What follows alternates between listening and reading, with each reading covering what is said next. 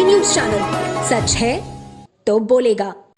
शनिवार को वाराणसी पहुंचे कृषि मंत्री सूर्य प्रताप शाही ने सर्किट हाउस में पत्रकार वार्ता का आयोजन किया। इस दौरान उन्होंने कहा कि यूपी में किसान आंदोलन फेल रहा। इसके पीछे कारण रहा कि सपा सरकार की तुलना में योगी सरकार ने किसानों का 3 गुना अधिक दाम पर अनाज खरीदा। सरकार 2027 तक कृषि विकास दर को 10% तक ले जाने का प्रयास कर रही है। इस दौरान उन्होंने कहा कि सरकार प्राकृतिक खेती को बढ़ावा दे रही है। 1,06,000 हेक्टेयर में प्राकृतिक खेती के लिए किसानों का चयन क्लस्टर के जरिए किया गया है। केंद्र व राज्य सरकारें इस योजना को विशेष रूप से प्रोत्साहित कर रही है। यह वर्ष अंतर्राष्ट्रीय मिलेट के रूप में मनाया जाएगा। मकर संक्रांति के बाद सीएम इसका विधिवत उद्घाटन करेंगे। बाजरा ज्वार की खेती के लिए सरकार अपनी नीति तैयार कर रही है। ज्वार, बाजरा, मक्का, मड़ुआ, सावा आदि की खेती करने वाले किसानों को प्रोत्साहित किया जा रहा है। इसके लिए केंद्र सरकार ने धान व गेहूं से 3 गुना अधिक एमएसपी निर्धारित की है। वहीं आगे उन्होंने कहा कि राज्य सरकार प्रयास करेगी कि किसान कृषि विविधीकरण को अपनाएं।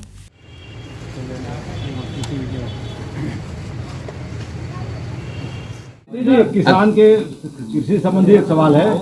आपने इतनी खरीद बताई कि हम इतना हर चीज खरीद रहे हैं।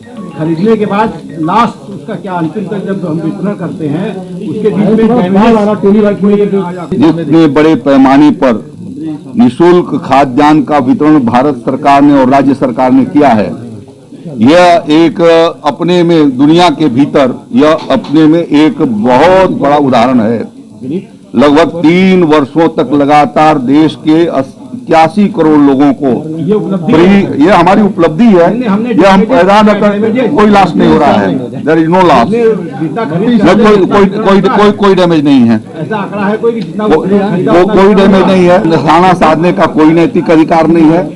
जिन लोगों ने 2014 तक धान की कीमतें 1310 रुपए रखी, जिन्होंने गेहूं की एमएसपी 1400 रुपए रखी, जो मिलकर के जो है वो पूरे देश भर में जितना वो खरीदारी करते थे उसके 3 गुना जो है वो मोदी जी की सरकार खरीद रही है।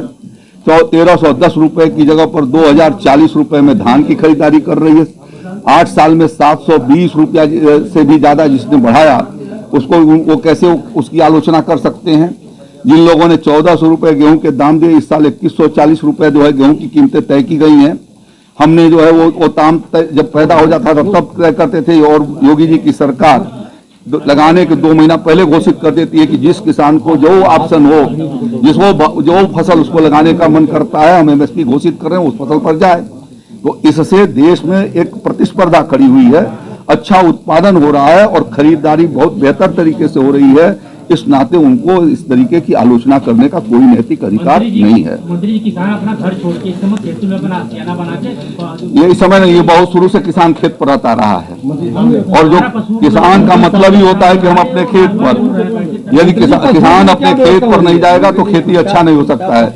किसान खेत पर, खेत के भीतर होगा मेड़ के भीतर होगा बरसात का पानी, उसके लिए मेड़ को बनाना, खेत की सिंचाई करना और खेतों की देखरेख करना। फसल जैसे हमें जरूरत है भोजन की, उस तरीके से हमारे फसल को भी होती है। जब वो खेत पर जाएगा तभी वो उसको देखेगा और दे सकेगा।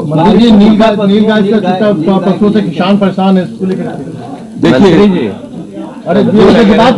छुट्टा पशुओं के लिए निराश्रित गोवंश स्थल राज्य में बनाए गए हैं और लगभग 6000 से ज्यादा हमारे निराश्रित गोवंश स्थल काम कर रहे हैं।